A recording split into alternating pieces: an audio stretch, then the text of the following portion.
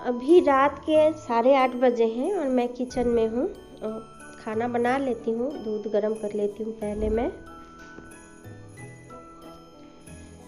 और फ्रेंड्स, आज बातों बातों में मेरे हस्बैंड ने मुझे एक घटना की याद दिलाई, तो मुझे लगा कि मुझे आपको भी ये कहानी बतानी चाहिए।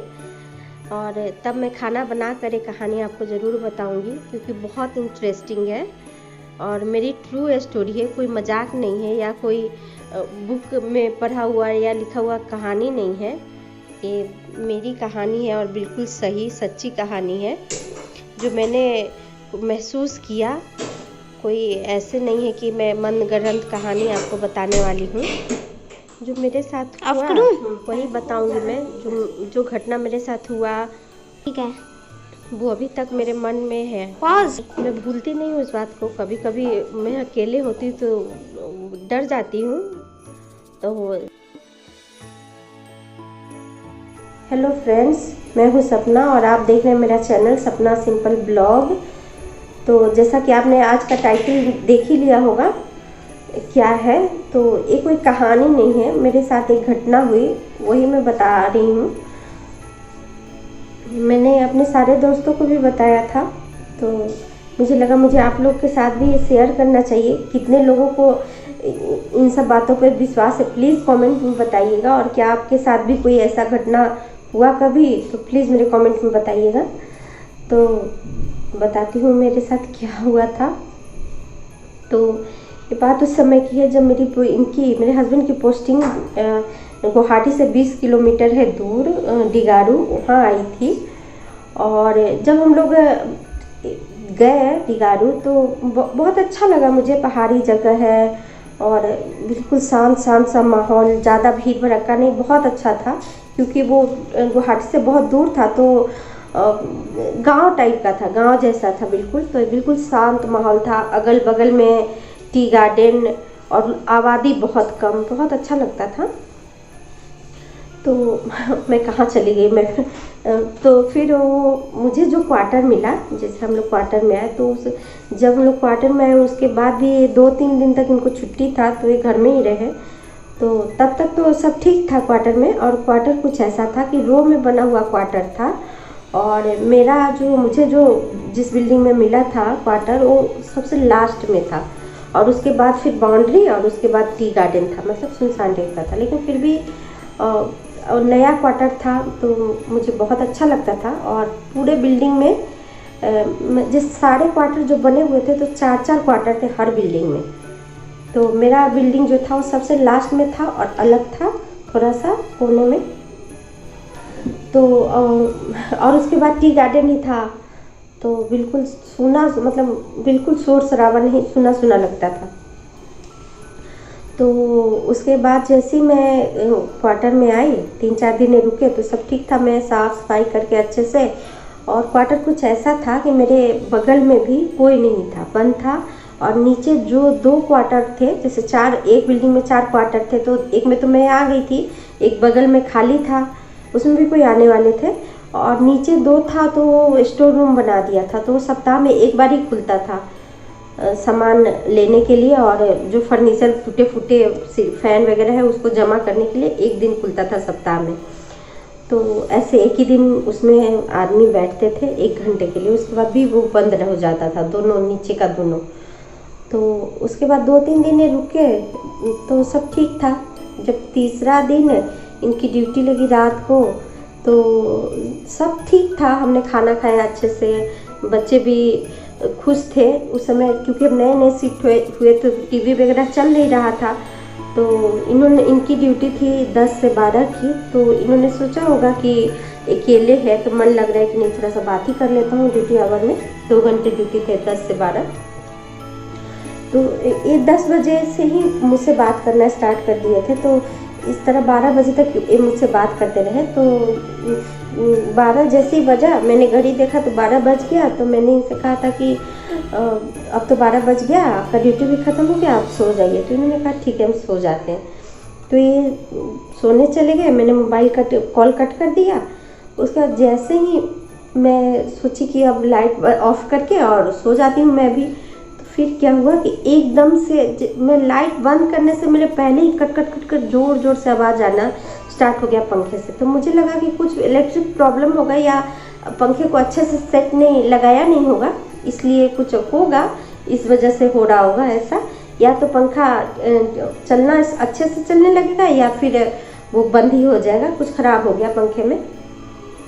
तो ऐसे आधा घंटा के आसपास, क्योंकि घड़ी मेरे सामने था और मैं देख रही थी, आधा घंटा तक वो पंखा बिल्कुल शांत नहीं हुआ, ऐसे कट कट कट कट और बिल्कुल आगे पीछे हो रहा था। और वो जो सीलिंग में ऊपर वो निशान आ गए थे कट, जो ऐसे से हो रहा था ना। तो उसके बाद वो पंखा क्या हुआ कि वो जो निशान हुए थे तो मैं डरने लगी कि ऐसा कैसे हो सकता है, ऐसा तो नहीं होना चाहिए। फिर मुझे लगा कि बंद करके देखती हूँ एक बार और फिर ऑन करूँगी, फिर ठीक हो जाएगा तो हो जाएगा। तो मैंने उसको बंद कर दिया। उस समय बहुत ज़्यादा नहीं, थोड़ा मतलब ऐसा लगा था कि कैसे हो रहा है। जब मैं 3-4 मिनट तक बंद रखी फ़ैन को और फिर स्टार्ट किया तो 3-4 मिनट तक तो ठीक चला, जैसे पहले चल रहा था। या 3-4 दिन से मैं 2-3 दिन से जो ठीक ठाक ही चल रहा था, तो वैसे ठीक ही चला 3-4 मिनट तक। उसके बाद फिर अचानक से बिल्कुल वैसा होने लगा। और अब इस बार बिल्कुल ऐसा लग रहा था कि पंखे को कोई उठा के ऐसे ऐसे ऊपर नीचे कर रहा है। तो फिर क्या हुआ, सीलिंग में सभी जगह ना वो ऐसे जैसे हथौड़े से मारने का वो निशान पड़ जाता है, बिल्कुल वैसा निशान आ गया था। तब मुझे थोड़ा सा डर लगने लगा कि हो क्या रहा है, तो नॉर्मल नहीं है ऐसा। तो मैं क्या की कि जब वो पंखा नहीं रुका, तो गर्मी का सीज़न था, फिर भी मैंने फ़ैन ऑफ कर दिया और मैं सो गई चादर ओढ़कर, क्योंकि मुझे और हाँ, मेरे बच्चे उस समय मेरे सामने ही लेटे हुए थे, मतलब मेरे बगल में लेटे हुए थे। लेकिन मैंने उनको बहुत उठाने की कोशिश की, मैंने कई बार बच्चों को मारा भी ज़ोर ज़ोर से, लेकिन वो थप्पड़, क्योंकि मैं उस समय बच्चों को बिल्कुल उठाना चाहती थी ताकि मुझे डर न लगे, लेकिन बच्चे उठे नहीं, कितना भी मैं उठाने की कोशिश की। उसके बाद जब सुबह ये आए, मैंने उनको सारी बातें बताई और मैंने कहा कि मुझे दूसरे क्वार्टर में जाना है, मुझे इसमें नहीं रहना है। तो फिर इन्होंने कहा कि सरकारी क्वार्टर मिला है और फिर इतना जल्दी तो चेंज करने भी नहीं करेंगे। तो फिर एक इनके दोस्त थे जो मुझे जानते थे, तो मैंने उनको ये बताया कि बिल्कुल अलग क्वार्टर है और मेरा मन नहीं लगता अकेले, अगल बगल में कोई रहता तो मेरा मन लगा रहता। हालांकि मैंने उनको ये बातें नहीं बताई क्योंकि मुझे डर लगता था कि ये तो मेरे बात पर विश्वास करेंगे नहीं और मुझे गंवार समझेंगे या अंधविश्वासी समझेंगे, तो इसलिए मैंने उनको नहीं बताया। तो उन्होंने कहा कि हाँ ठीक है, क्वार्टर तो साइड में है आपका, तो जो क्वार्टर अलॉट करते हैं तो उनको ये जाकर बताएंगे मेरे हस्बैंड के बारे में, तो उनको वो जाकर बताएंगे तो फिर वो हम भी सपोर्ट करेंगे तो क्वार्टर चेंज हो जाएगा। तो फिर ऐसा ही हुआ, इन्होंने जाके बताया, फिर बाकी लोगों ने भी कहा कि हाँ इनका क्वार्टर बिल्कुल अलग है, साइड में है। तो फिर हमें दूसरा क्वार्टर मिल गया। तो जब हम नए क्वार्टर में शिफ्ट हुए तब फिर मुझे ऐसा कुछ भी नहीं लगा, और उस क्वार्टर से शिफ्ट होने में मुझे 3-4 दिन लग गए थे, लेकिन उस रात के बाद फिर ऐसा कभी कुछ नहीं हुआ। लेकिन फिर बाकी दूसरा क्वार्टर में आने के बाद फिर सब कुछ नॉर्मल था। लेकिन हाँ, उस क्वार्टर में जो भी आया, मेरे सामने मैं 3 साल रही वहाँ पर, तो जो भी आता था 4-5 दिन से ज़्यादा नहीं रुका। और मैंने वहाँ पर किसी को भी नहीं बताया था कि मेरे साथ क्या हुआ। लेकिन जो औरतें आती थी मैं उनसे पूछती भी थी कि क्या हुआ, क्वार्टर क्यों चेंज किया, तो वो कुछ नहीं बताती थी, बस कुछ ना कुछ ऐसे ही बहाना बना देती थी। और 3-4 दिन से ज़्यादा कोई भी नहीं, 2 औरतें मेरे बाद आई, लेकिन 2 परिवार मेरे बाद आया, लेकिन वहाँ पर रुके नहीं। 3-4-5 दिन में ही सभी ने क्वार्टर खाली कर दिया। तो ये बात जो मेरे साथ बीती, तो ये बात मैंने अपने एक फ्रेंड को बताया जो काफ़ी पढ़े लिखे थे। मुझे ऐसा लगता था कि उन्हें विश्वास नहीं होगा मेरे इन सब बातों पर, काफ़ी पढ़े लिखे हैं तो ऐसे ही पढ़े लिखे लोग विश्वास नहीं करते। तो फिर उन्होंने कहा कि हाँ मैं विश्वास करूँगा, क्योंकि होता है और ये जिसके साथ होता है वही जानता है, आम लोग विश्वास करें या ना करें। तो मेरे साथ भी एक बार ऐसा घटना हुआ जो बिल्कुल अब नॉर्मल था, नॉर्मल नहीं था। तो मुझे तो विश्वास है इस बात पे, तुम झूठ नहीं बोल रही हो।